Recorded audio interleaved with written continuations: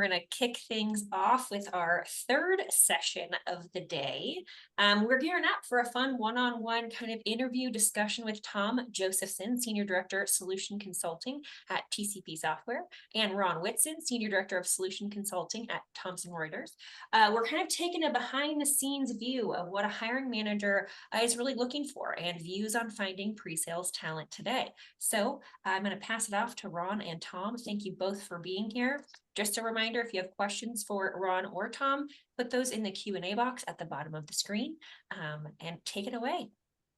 Great. Well, thank you, Courtney. Really excited to be here, and thanks for the invitation. And Tom, good to see you again. Yeah, good to see you again, Ron.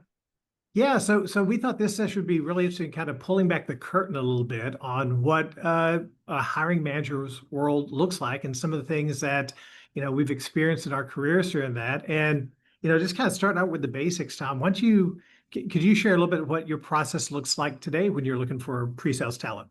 Yeah, absolutely. So out of the gate, I'm tapping my network, and that actually gets to just broad advice that I have for everyone, whether you're a hiring manager or just like looking or just mid-career or not even looking, always tapping into that network. And that's the first place I start. Are there people that I already know that I can reach out, that I trust? And then from there, obviously we work with our internal recruiters, and there's a few things that I tell them that I'm looking for. And well, actually, even before we get there, I also look internally as well. One thing that I always do is I keep a lengthy pipeline of people who have either reached out to me or people on my team have said, hey, this implementation person is really good in front of customers and they know the product, or this support person gets a lot of great feedback. So that's actually the first place that I start. I love promoting from within, and it helps with a couple things. I know they'll have domain knowledge, but it also means that I can check in on the quality of their work. And then the third piece that I love is it elevates the status of an SC. They start to see it, and their peers start to see, if I do well enough, I can become an SC. The SC team is where I want to be. And it starts to build this aura around the SC org. And so those are the first places I start. And then our actual interview process, typically it starts with, I'll do a screen, or if it's they report to a manager on my team, they'll do a screen and just get a feel for them. And sure. There's some certain things we can talk about in a moment that we're really looking for in that initial screen. And if they pass that, then what they do is they may talk to a sales leader, and it's the same thing. What kind of feedback is that sales leader giving? Thumbs up or thumbs down? And then we pass them on to, and if all things are good, then we pass them on to our demo round. And the demo round, and I actually tell this to candidates, they'll get an SC mentor. So somebody who would be a counterpart, their counterpart on the SC team. And I do this for two reasons. Number one, and I tell this, ask them questions that you wouldn't ask me. Really get a sense of, I've told you what it's like to report to me. And this interview is a two-way street. I want you to get the real deal from somebody who actually reports to me. Ask some questions, and they'll give you a sense what it's like. And I'm confident, and if I'm not, and if they're not going to give a good answer, that is really a reflection on me. I'm confident that it's going to actually reflect better on our team and help with that recruitment, get them really excited. And the second thing, and this is really where a lot of candidates fall short, I tell them they have that SC mentor and me, or the hiring manager, as a resource that they can practice with before the demo. And that actually gets to what and I'll tell the candidates this. What I'm getting at is the demo round isn't about, hey, can you demo our product perfectly day one? Or are you perfect at demoing for this interview, when there's so many things going on? Really, before they go into that interview, I go to the SE mentor they have, or I go to the manager or whoever it is that they were working with, and I say, what was the critical feedback you gave them? And that is what I'm judging on. And really the biggest thing that I want to see is, are you coachable? And can you receive feedback without getting So defensive? important. Yeah. And then the last thing, the most important thing is, because there's a lot of people who can get those first two things. The last thing is really hard, which is synthesizing that feedback Yeah. and acting on that feedback. And so that's really what the hiring process is. We had a very similar hiring process. Warren Villanueva and I put something together. And in the demo round, we had the exact same experience. Matter of fact, along with the resources we gave them some documentation. And there was a little key broken link in the documentation. And we Oh, knew interesting. immediately if someone, when they were prepping, because that link didn't work. And what we're expecting is for them to reach out to us and say, hey, this isn't working. Again, SEs, pre-sales, all about using your resources. So I like that. I want to follow up one last little point on this. As you're, using the internal resources at your company, have there been any particular departments that you're more successful with for finding up and coming SEs? Yeah. Our best have come from implementation. I think it's because they tend to know the product really well. The Yeah. other thing that I like about pulling from our implementation team is they have a really compelling story when they are going in front of when they're introducing themselves. And whenever they make a recommendation, because as I told them, like there's a dozen different ways to solve that problem.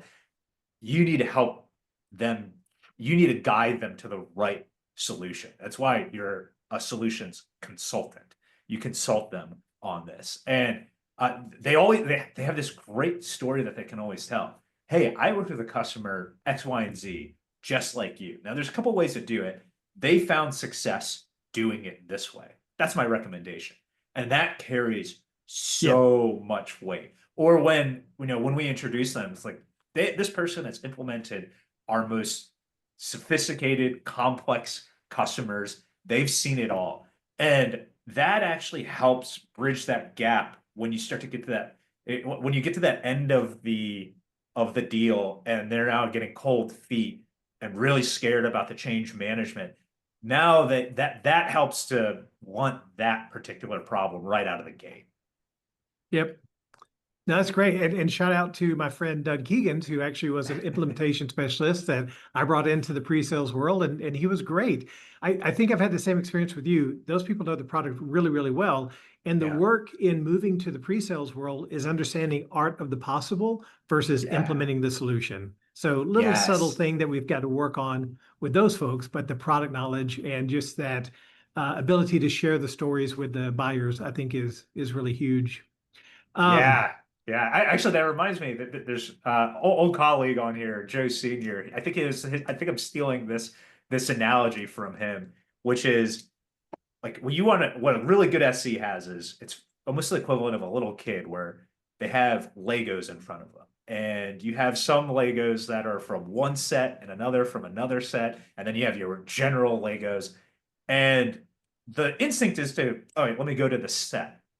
But if I can take a piece from here and a piece from there and put this together and make something that is totally unique, but using these building blocks, that is extremely powerful. And it's a really great message in that, hey, the building blocks are there, but there's so much we can do with these building blocks to meet your very unique needs, even though we know that a lot of our customers have the same needs. Yeah. Almost like a solution. I don't know. Right, right. That's a great analogy. I want to back up a little bit further. We kind of talked about the process. We've got somebody now. We're Yeah. kind of running them through the process, imagining what they would be like as a pre-sales person on our team. But when we open up roles, I don't know about you guys, but I mean, it's 300-400 applicants the first Yeah. day, so we've got a lot of candidates to review. How does that process work for you? And what are some of the first things that you see? What catches your eye when you're reviewing candidates for an open role?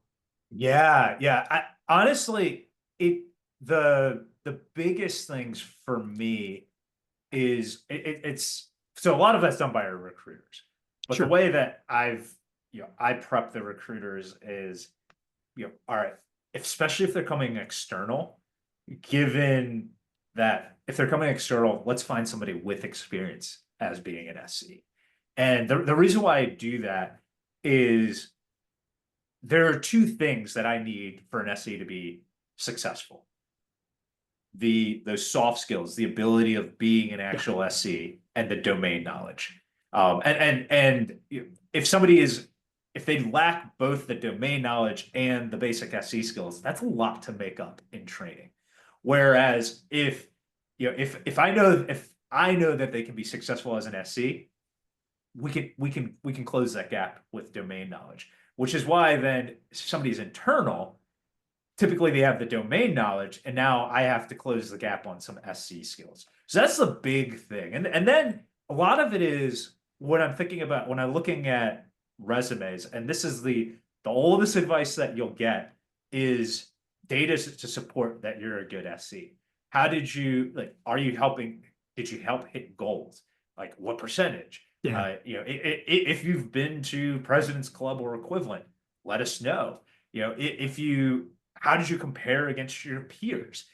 Those things, yeah, it feels self-aggrandizing, but it is absolutely critical to set yourself apart. And we don't always dial in on those things, but what I've noticed as I've progressed in my career, I have more and more luck when I can quantify what it is I'm doing, whether it's on my resume, whether I'm making an internal argument. The quantification, for better or for worse, that's what people listen to. No, 100%. I mean, and I think a lot of us who are really good at pre-sales, we've got that humble nature. We're not braggarts, but the ability to advocate for ourselves and to point out, yes, these are the results that I help drive. That's a critical skill that we have to develop. Yeah. I liked how you talked about, if there's soft skills, are there, then we can develop the technical prowess. I've always talked about pre-sales are a blend of three things, a big Venn diagram, if you will. Yeah. And one of them is certainly our technical chops. It can be our product knowledge, just our general technical ability. Second thing would be business acumen, the ability to go in there and talk to people from a business standpoint, right? But then the third piece, the piece that I'm really passionate about, of course, is the people skills. And that's the active listening and being able to relate and having empathy and those types of things. And it's interesting, I think based on the company and the audience you're selling to, maybe you need to be stronger in one or the other, but I'll argue on my last breath that you've got to have a blend of all three. And if we're aware of that, and if we can assess our team on that, then it can really give us, guidance on where to coach and develop. It's interesting. I tell people this, I don't expect anybody to ever be a perfect SC. Right. Well, figure out what your strengths and what your weaknesses are. My job as a manager is to shore up those weaknesses. What I want you to be able to do is figure out what your strengths are, and while you're shoring up those while you're working with me to shore up those weaknesses, lean in to those strengths you have. Oh, you're very strong technically. Flex those muscles when you're when you're on the call with the prospect. Or you're very likable. You've got those social skills and people just listen. Use that while you're figuring out the technical pieces of that. So I love that. And I think that the second one is the one that second circle that you're describing. The business acumen. Yeah, I love that. I don't think I've seen that really sets apart some of the strongest SEs. The ones who really understand how, like, it's speaking to value, but also not just value to this individual, it's value to that individual's boss and value to that broader organization. Because you're not just selling to the people in the room. It's people who aren't there. And if you can connect that to the organization, you have that business acumen, that makes a huge difference. Yeah, I mean, I think it makes you more credible instead of just the geek who can speak. You're actually coming with I like point that, of view. the geek who can speak. You're coming with understanding that at the end of the day, they're trying to make some money, right? So we want to help that aspect of it. I think it's interesting that you were talking about you're looking for people with existing pre-sales talent. I think we see a lot of positions out there where those are required. I imagine we probably have some people on this call who are looking to break into pre-sales. Warren Villanueva and I built a very, very strong associate SE program at a company before. And we actually hired people who had not been pre-sales people before, but we looked for some of the same things that you were talking about. I Yeah. wasn't looking for a previous experience, but I looked for 4 things typically for those people. I looked for a friendly human who can have a conversation. And yes, that's a little bit of how the book got its name, but at the end of the day, people still buy based on relationships. So if I can jump Yeah. on a call with someone and we can have a conversation like you and I are having today, that tells me a lot about that person. It makes it easier for me to imagine them in front of a customer down the road. Yeah. Um, Yeah. I look for someone who's technically curious. That doesn't mean Yeah. you've programmed, Python or something else.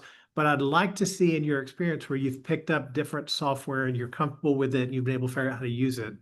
Yeah. I look for the third thing is the grit for the grind. In my Yeah. experience, this work can be very cyclical in nature. There are Yeah. days where I'm trying to figure out how I'm going to get everything done. Then there's days where I got a few extra free minutes to go, polish a demo environment or something. And then Yep. the fourth one, and again, we've talked about this already, but the fourth one is you got to understand that you are in a sales role. And Chris White says to sell is to serve. So selling is a lot easier when you believe in your solution. So that'd be some other Yeah. advice out there for anyone who's looking is be sure you're looking at companies who you feel comfortable that the solution they have is going to offer value to someone. And again, then you're not selling them, you're serving them, you're helping them solve a problem that they have. So those are 4 things that I used to use as a guide to find people who I thought could be a good SE, and then we would train them up, and they were amazing. We've got so many success stories out there. Yeah, I've heard this. I've heard that as a strategy as well, where especially if you have to hire a lot, or then it's a good way to give people that opportunity. And that's actually similar to how I cracked in. And in general, and that's I think that's rare. I don't know. I don't know if that's something that you've seen a lot. I haven't seen much of it. What I typically tell people if they're trying to crack in, a good way is starting at the company you're at today. Yeah. And getting to know the SC leader. Because as I was telling you, the people who reach out to me, they're the top of that list that I talk to.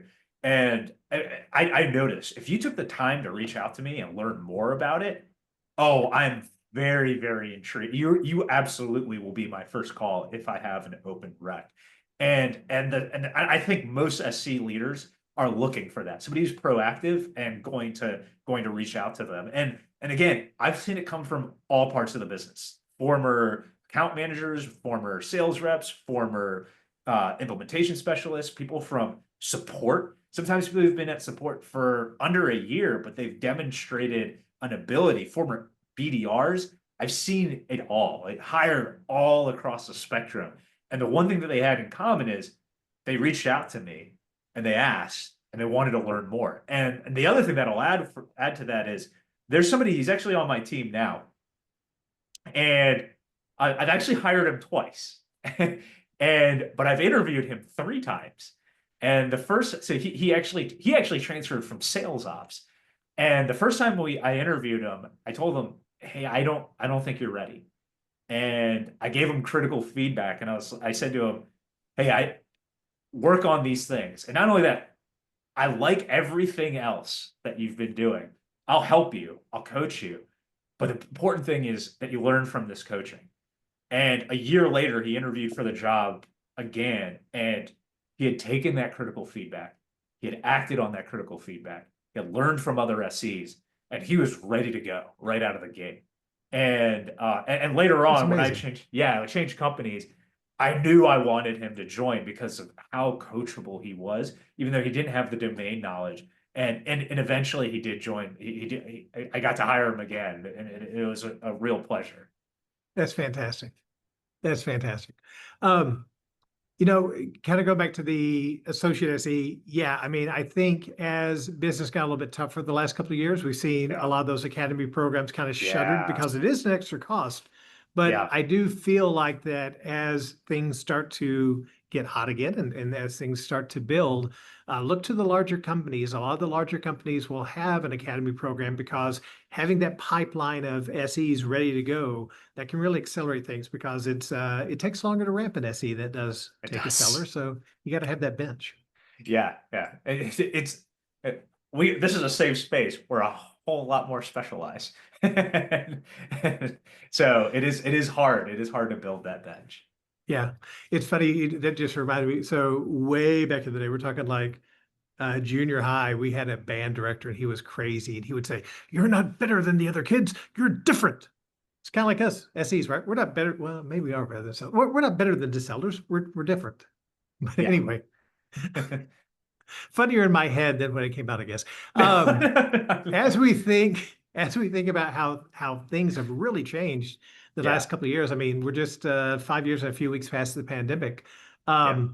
Has your process changed as how you go about hiring people? How's that changed over time, if it has? It hasn't. I think the one thing that has changed is uh, the pandemic helped me appreciate the fact that uh, being capable of doing a remote demo is very important. And it's, hopefully in our lifetime we don't endure another pandemic, but it made me really have to dial in hiring remotely. Now, I've been a remote employee for a number of years before the pandemic. I think about 3 or 4. So I was pretty accustomed to it. And as an SC, I was on the road so much. And what I think one thing that came out of it that was really good is hyper focus on remote hiring and SC and what goes into that. And I also think what I like about remote hiring and the whole interview process being remote is it starts to peel away more of the unconscious biases. It is Mm, really like, how well can you do that? Like, I'm not thinking about your height. I'm not thinking about your, I don't know why height was the first one that came to mind. I'm not thinking about all of these other things. I am really focused in on the screen and how well you're delivering that demo.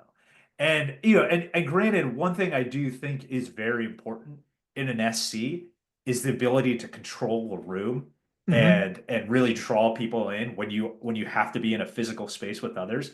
However, the more and more a lot of more and more companies are finding, hey, if you can sell this remotely, cut back on those costs. Now we understand you at our company it's a certain threshold for ARR value. There's going to be instances where you need to go on site. But what I found is you don't need a team of people who are always able to go on site. There are people who can do both, and there's some people who are just really good at remote demos. And then there are people who are very good at on sites. And for me, that was a little bit scary because what I learned about myself is that I actually do way better on site than I do remotely as an SC. And but I also had to adapt to it. And I think most SCs who are like me have adapted, and I think a lot of them have adapted really well. well said. Well said. I think I like your point about the remote presentation, the remote hiring, taking a lot of the bias out of it. Yeah. It is so much more difficult to connect through the screen and get your personality across. So that can Yeah. be a really good test of that. So I jotted that down. That's actually a really good one.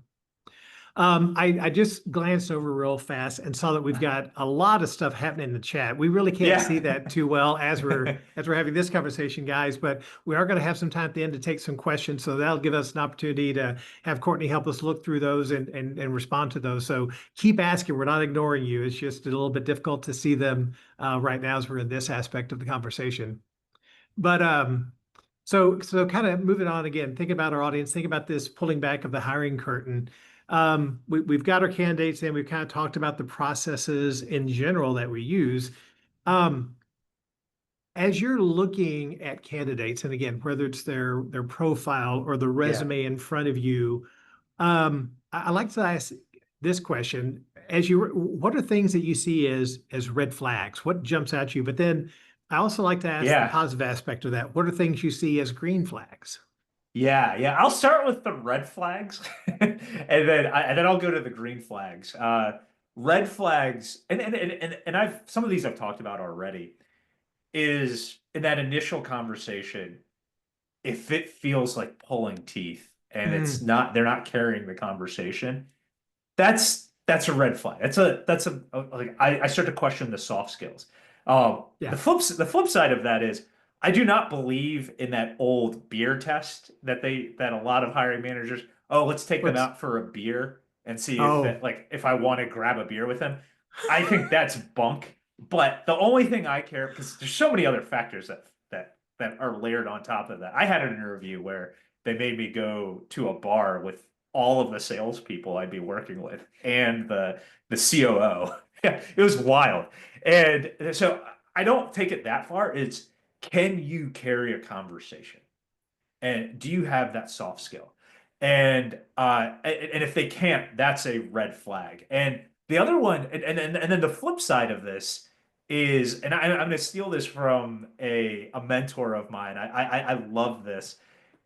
His name's Dave Schultz, and is I had part of this is, are they asking insightful questions? That are, like, what types of questions are you asking? Are you asking me about, like, what is the career, like, when could I be promoted? It's like, yeah, that's important. But like, are you like, ask me questions about the product. Ask us about our market fit. Ask me or ask me about, like, things where we don't do well. Ask me about, like, if I could change something in the organization, whatever it may be. There's a thousand different ways to do this.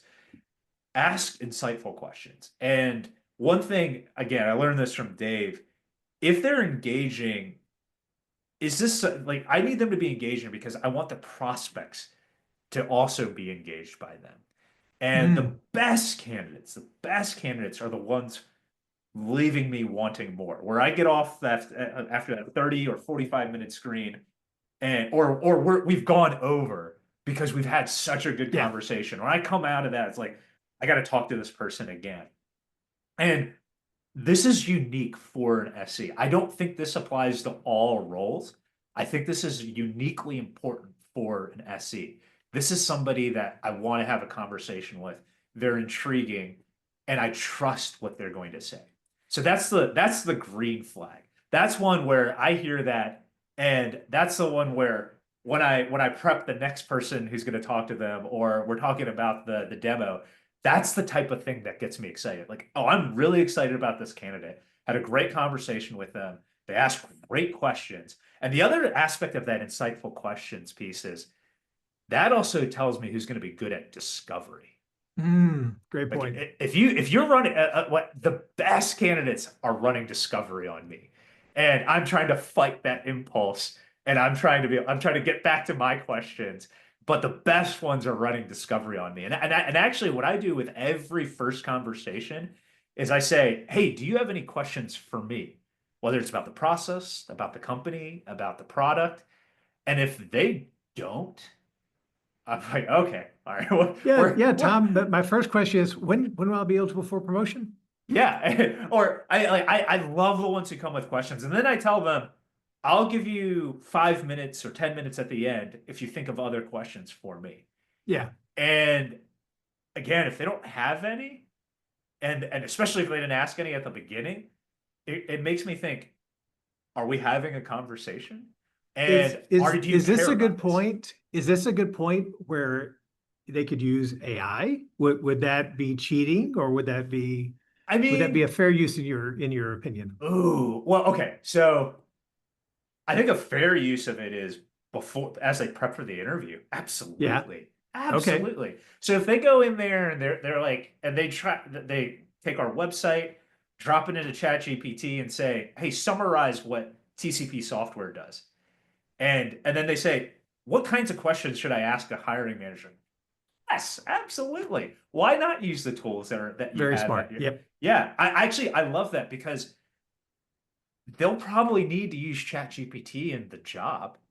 Why not? Like, I am fine with that. I think, for those of you who are here at the beginning, I was talking about, it's like what Googling was 15, Yeah. 20 years ago. If you got good at prompts for Google, you looked a lot smarter than you actually are. And if you're really good at using ChatGPT, it'll make you, and the thing is, it's not like you don't have ChatGPT when you're doing the job. You have that tool, and if you're really good at it, using it, awesome. Use the, that gets back to something else we were talking about earlier.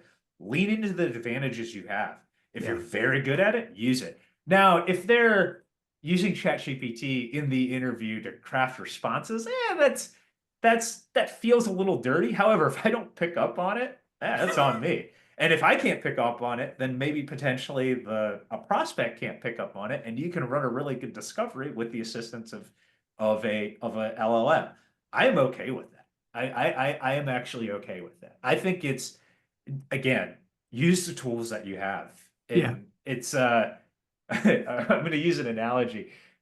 Before they had steroid testing in sports, using steroids wasn't cheating. And the thing is, there's nothing about this that's cheating. Like if Right. it helps you and it's not a misrepresentation, or you could, I'm fine with that. Use your tools. Use your Yeah, tools. yeah, Hey, exactly. just real quick, everybody, if you are currently looking for the next job, I want you to write down something Tom said that was fantastic. Run discovery on the hiring manager. If you're hiring for a pre-sales role, what a wonderful opportunity to show that person that you can do discovery. So Yeah. just, I want to make sure everybody got that nugget because that was a good one. Thanks. And actually, that's something I stole. I stole from another mentor, Chris Payne at Salesforce. I was asking him, I had a new boss, and I was like, how do I go about this? He's like, Tom, you're really good at discovery. Run discovery. And that's that was like, that changed my total outlook on things. And it's really helped me. It's helped me in my career for sure. Like even That's fantastic. internally running Yeah. discovery. I mean, yeah, there's no situation where it's not going to help you. Double Yeah. negative, but I think I have to point out. Yeah. And I think I did finish answering your question of red Oh, flags and green flags. yeah, And again, I've alluded to this before. And really the exercise at the end of the demo is, were you able to act on feedback? A red flag is if somebody gets defensive when you give them feedback. yeah, A red flag is for me, when I offer up that time, they don't work to practice with us. And then the flip side of that is the candidates that, again, I go into this, I'm like really excited about it, is the ones who use the resources. They spent the time and they took that feedback and they acted on the feedback. And that back to that AI, they're using the tools that they have at their disposal, like like seeking out the tools and then synthesizing that information and delivering. That's huge. 100% agree. Red flag for me is, well, here's a real example. We had someone that we were really strongly interested in, but their resume was a bunch of very short tenures. Now, again, you could have short tenures on your resume with a good story around why it was a short tenure. Exactly. This person did not. So the fear was we would invest the time and resource into training this individual, and 12, 50 months down the road, they'd be gone chasing, the next opportunity. So that has been a red flag for me in the past. It doesn't mean you have to be somewhere Yeah. for ages, but have a story to go along with your narrative, and just be able to explain that. Yeah. Green flag. If I think about a green flag, it's kind of long. It's another version of what you said, Tom. Just using tools. It's doing your research. If you're Yeah. having a conversation with me, you should know some stuff about me. I mean, I've been pretty shameless with putting myself out there on LinkedIn, so it's pretty easy to find. You ought to have a question or two for me based on what you've learned. And if you don't have any questions for me around that, then you didn't spend any time to look me up. You didn't think that was important. Yeah. So that tells me that. But I was saying green flag. So if you did that, then yeah, that's the green flag. So Yeah. I'll add those in. Absolutely. Awesome. Um, I know we're running out of time. We do have some time for questions, but I think we can cover one or two more. Um, when you're, is there anything? So again, we talked earlier about 300 to 400 candidates, and fortunately, we've got internal recruiters who kind of filter a little bit of that out for us. So we're actually Yeah. seeing candidates, resumes, and LinkedIn profiles. Is there anything that you see regularly in a resume or on someone's LinkedIn profile that makes them stand out to you and grabs your attention? That's a tough one. Honestly, is what I was saying earlier. how have they performed? They have data to back this up. How are they Okay. doing? How do they perform against their peers? Like, what revenue goals did you hit? How did you support, like, how did you support the sales team that you were, I mean, like, what did you do? And just really backing it up with data. That makes a huge, huge difference. And what I'll tell people is, but just in like thinking about your career and your resume, always keep it up to date, even if you're happy. Mm, Because the thing is, you're going to forget your accomplishments.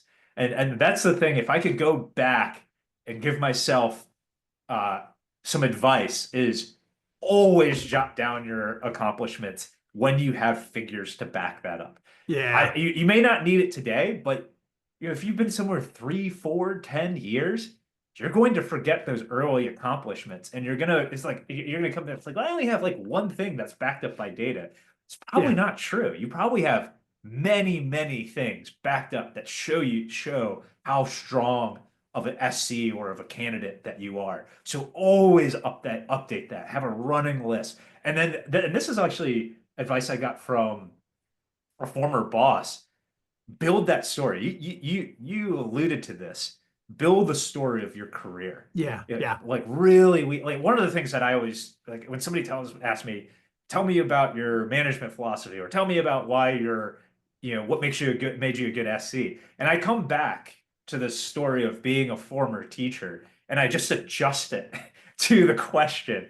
And it's a really compelling story. At least I think it is. I could be totally It wrong. is. I've heard it. It's good. Yeah, right. Yeah, because you met me one time and I told the story, and it is being able to. People may not actually. You may not actually remember what it was I was telling you, like whether it was my management philosophy or my approach to sales, but you remember the teaching piece and being able to tell that story.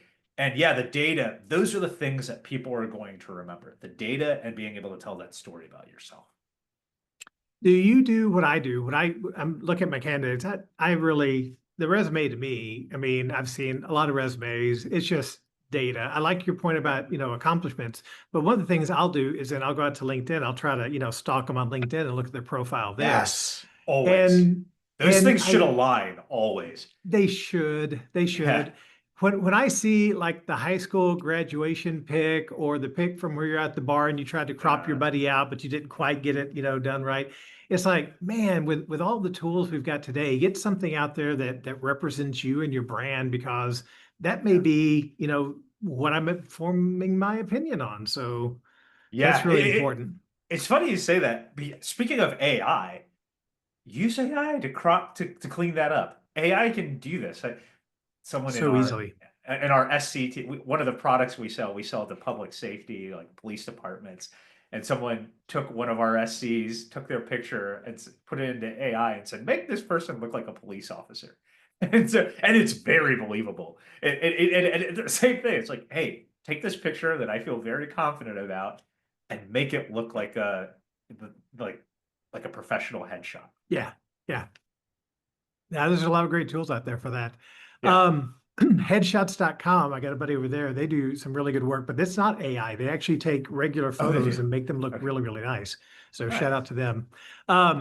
Listen, I know we've got just a little bit of time for questions, but I wanted to follow up on one thing. One thing I want to suggest is you were talking about, having results, a little bit of a brag file, if you will. I actually Yeah. have a folder called kudos. And when I have something, someone says something nice about me, it doesn't happen very often, but then I'll put it in the kudos folder. So I'll have it for later.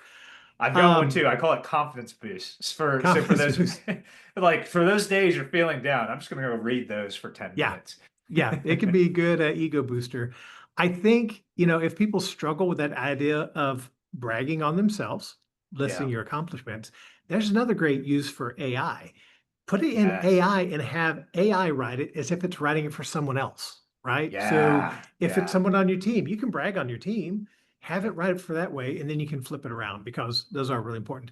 All right, last thing I want to ask you, and then we're going to open it up for some questions here. Last thing I want to ask you was, again, we've got a lot of people out there who are in the market and they're looking for work. What's your one piece of advice you would want to share with them? Ooh. Oh, wow. The that's a good one. And I think the big thing especially considering the way what I've noticed about the SC profession in general, the pre-sales profession, is it ties to some of the things we've talked about. Telling a story about yourself, selling yourself, having those soft skills. But what I've noticed is more and more the SC profession is moving towards people who have strong sales acumen. And I noticed this many years ago, and it's really coming to the fore right now. And I was talking about this, I think it was with you, Ron, earlier. Being able to, and I love that, those business skills, being able to tap into that. And a lot of people will say, and there's this, especially, I've noticed some SEs maybe longer in their career, that's for the salesperson. It is and it isn't. Yeah, it is. The salesperson should be coming in over the top with value statements and really honing in on the value for the organization. However, if they're not doing that, someone needs to be able to do that. And if you can demonstrate that I can pick up that slack, that even if I'm with a newer seller or a weaker seller, I'm going to get that deal across. That goes a long way. So being able to demonstrate that sales acumen and that ability to, I'm not just here to demo the product. I'm here to help shepherd this deal along. I am here to support sales and be not support sales, but be a counterpart, to be an equal, and really honestly be a leader on that deal. That is gold. That really is gold. Well done. No, I completely agree. If I was going to give the one piece of advice, it would be, if you're in that situation, lean into your network and whatever form that takes, right? If find people on LinkedIn who may be interesting and just have those coffee chats and those quick connects. My current job is through a relationship on LinkedIn with Tony Franchetti. Shout out to Tony. So, I mean, you never know where those things are going to come from. So I think that's really important. If you don't have a network, then start investing in that network today. You've already started. You're attending this session. Look at some of the people who are attending with you. Go on the Pre-Sales Collective Slack and make some connections and have some conversations. And the local ones. Come of it. The local ones. Yes. Wait, we can be in person? We can get together in person? Yeah. What a concept. It makes a difference. I've actually hired somebody from one of those from a local event in Austin. So like they work. They do really, really work. Well, listen, I know the chat is just completely blown up. Let me invite Courtney back to join us and maybe help us wade through this and see if we can tackle some of those questions for the group. Tom, as always, it's been a pleasure, and I can't believe that we burned through 40-something minutes that quickly. I know. I told you. We could probably. I could go for 2 hours. I love this. Nobody wants that. We'll schedule that one later. Yeah, we have a follow-up to this session. That was awesome. What a great conversation. Give them a shout in the chat. That was wonderful. All right, well, we're at the top of the hour. This has been such a wonderful conversation with the two of you. Thank you for being here, Tom and Ron. As always, your energy was very palpable. I think you just revived the energy after that breakout session. So thank you.